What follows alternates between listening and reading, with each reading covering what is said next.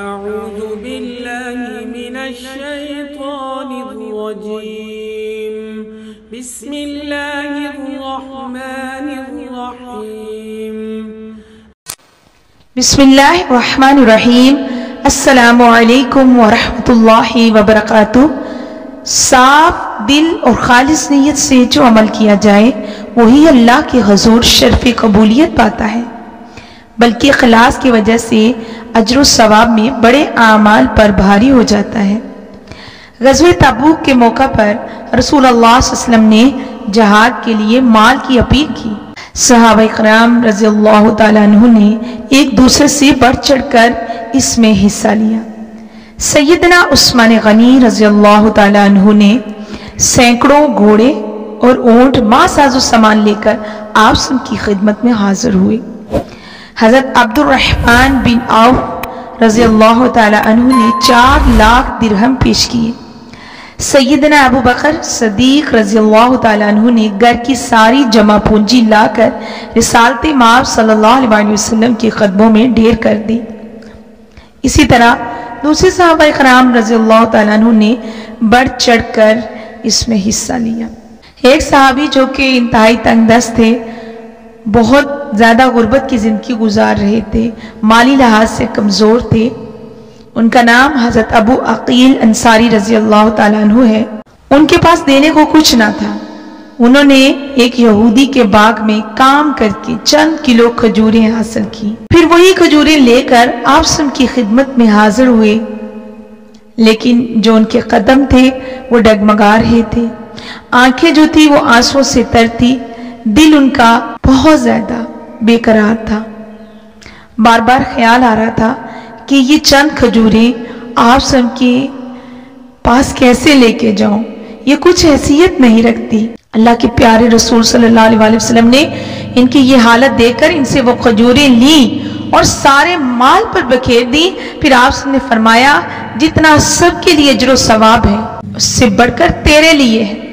حضور صلی اللہ علیہ وسلم نے فرمایا لوگو، اللہ سبحانہ تعالیٰ تمہاری شکل و صورت اور مال کو نہیں دیکھتا، بلکہ وہ تمہارے دلوں اور اعمال کو دیکھتا ہے، تمہاری نیتوں کو دیکھتا ہے۔ آپ صلی اللہ علیہ وسلم نے فرمایا لوگو سنو، جسم کے اندر گوشت کا ایک ٹکڑا ہے، اگر وہ ٹھیک ہو تو سارا جسم ٹھیک ہوگا، اگر وہ بگڑ گیا تو سارا جسم بگڑ جائے گا۔ سنو، وہ دل ہے۔ ایک بزرگ جو بڑے عالم فاضل اور محدث تھے، عمر بھر انہوں نے تعلیم و تدریس واعظ و نصیحت میں ہی گزار دی۔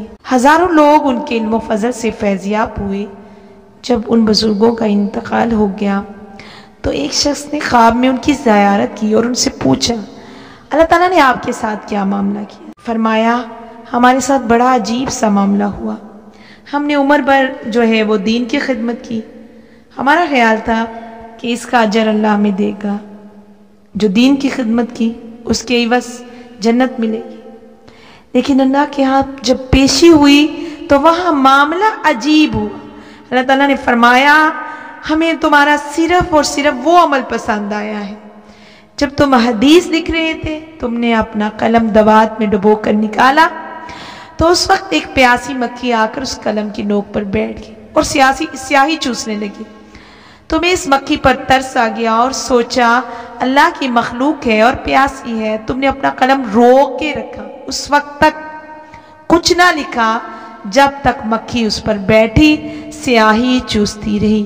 یہ عمل تم نے خالص ہماری رضا کے لیے کیا، اس کی بدولت ہم نے تمہیں معاف کر دی، تمہاری مغفرت کر دی اور جنت الفردوس تمہیں عطا کی۔ اصل میں حقیقت یہ ہے کہ صرف اخلاص کی وجہ سے ہی انسان کا عمل اللہ سبحانہ تعالیٰ کے ہاں قبول ہوتا ہے، ادروائز جو ہم دکھاوے کے لیے کرتے ہیں وہ عمل اللہ کو بالکل بھی پسند نہیں ہے۔ اچھا جو کام ہے یا اچھا عمل ہے وہ کون سا ہے؟ احسن عمل جو ہے، اچھا عمل ہے، اس کے لیے 2 شرائط کا ہونا بہت ضروری ہے۔ نمبر 1 کہ وہ کام صرف اللہ کی رضا کے لیے کیا جائے، نمبر 2 وہ رسول اللہ صلی اللہ علیہ وسلم کے بتائے ہوئے طریقے کے مطابق ہو۔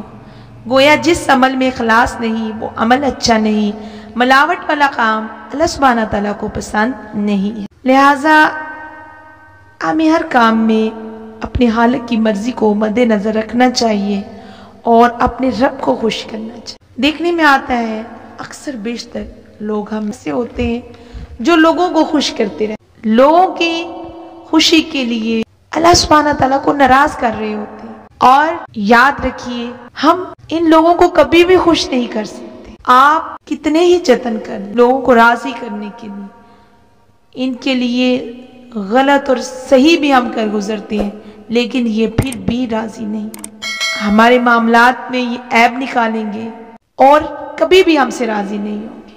اسی لیے کبھی بھی انسانوں کو خوش کرنے کے لیے اپنے معاملات کو خراب نہ کریں، اپنے رب کو، اس کے رسول کو ناراض مت کریں۔ جب بھی کوئی کام کریں، ہاں اس کا آپ کو کوئی اجر دے یا آپ کو کوئی اپریشیٹ کرے یا نہ کرے، آپ نے یہ دیکھنا ہے کہ جو میں کام کر رہا ہوں کیا اس کام سے میرا اللہ اور میرا رسول خوش ہے، تو یقین مانیں اس کام کا اجر آپ کو اللہ دے گا، خواہ وہ چھوٹا سا غیر معمولی ہو، لوگوں کی نظر میں اس کی کوئی اہمیت نہیں، لیکن آپ کی نیت خالص تھی تو اللہ آپ کو اپریشیٹ بھی کرے گا، اللہ آپ کو اس کا اجر بھی دے گا اور آخرت میں آپ کا بلند مقام بھی ہوگا۔